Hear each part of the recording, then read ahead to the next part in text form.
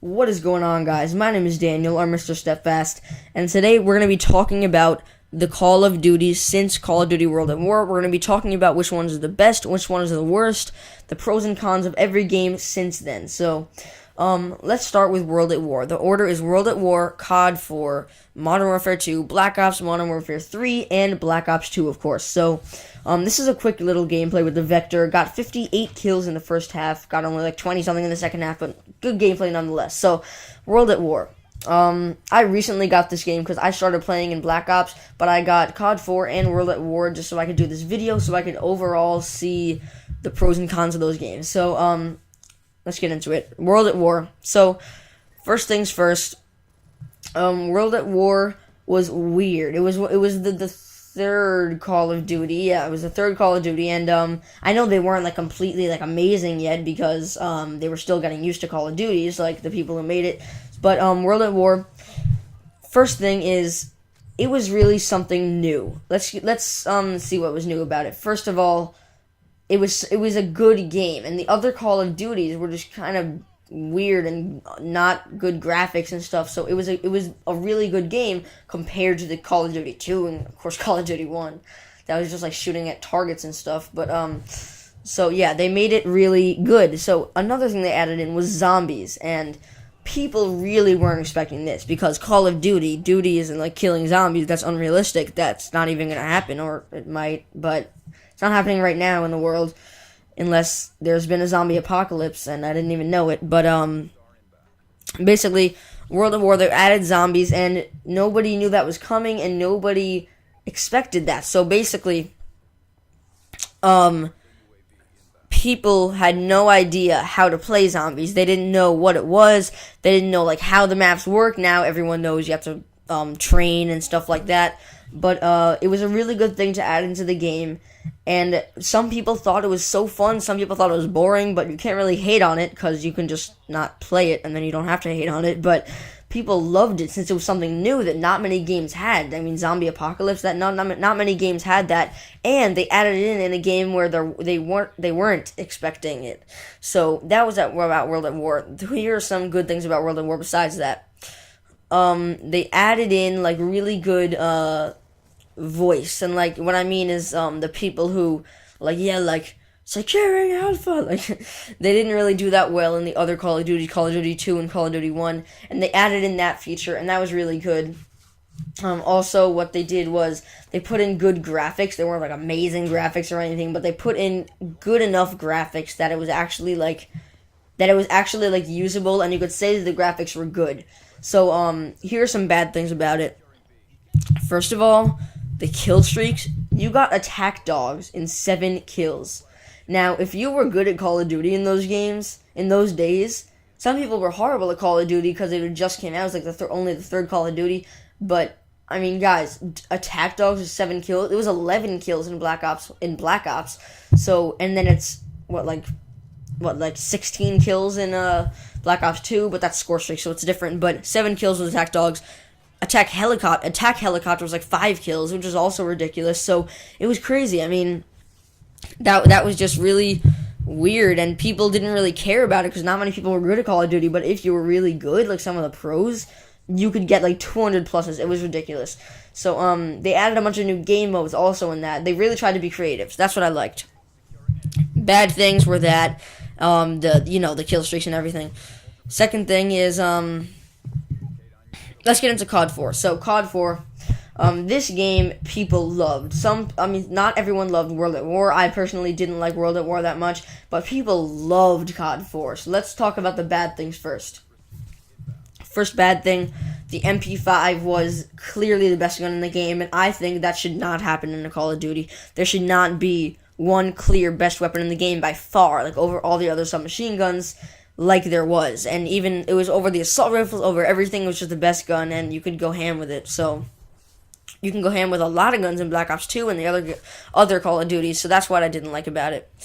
But a good thing is that in that game they added the game modes. They added more realistic voiceovers, like, and people are like losing Alpha, like it was more realistic and stuff. And more people started playing Call of Duty, and they took out zombies, which wasn't a big deal, but it was. I mean, it wasn't like a disappointment or anything, but after World at War, it was kind of, it was okay, but whatever. But anyway, so the good thing about Call of Duty 4 is the maps. People love the maps in Call of Duty 4. There were giant maps and there were tiny maps. I was playing Call of Duty 4 the other day with my friend Henry. Henry, if you're watching this, shout out to you. And so there's this one map where we were playing on, and literally, if you spawn, all you have to do is just spray, and just like as soon as you spawn, just start spraying, and you will get a kill. Because you literally spawn into the action. Like, you could spawn on the B flag. It was just such a ridiculous map. And some people loved that, some people hated it. I was okay with it. I mean, I got so pissed off at some points. Like, I would spawn literally, like, on top of an enemy, and he would just, like, knife me as soon as I would spawn. It was ridiculous. And there were some big maps that were awesome. And they were just, like, really good maps. Like, a central point, a right point, and a left point that everyone would know. And, like, the maps were really well thought out. So, good thing about that. So now let's get into Modern Warfare 2. And now, Modern Warfare 2, I know not one person who didn't like Modern Warfare 2. I love Modern Warfare 2. All my friends love Modern Warfare 2. The thing about Modern Warfare 2 is that the guns were even. There were guns that were amazing, and there were guns that were moderate, and guns that weren't so good, but there were no horrible guns. Even the shotguns, like the Spaz 12, they were usable. They were definitely usable. And also they mastered the kill streaks. The kill streaks were amazing. They put great kill streaks in at the right times, like Harrier Strike, that was like 7 or something. They just put really good things in it. And another thing is the tactical nuke. They put that in as a very new thing. We had never seen that before. And the tactical nuke, if you guys don't know, is the same thing as a Moab. It's just called a different thing. It's 25 gun streak, and 25 gun streak without using lethal kill streaks.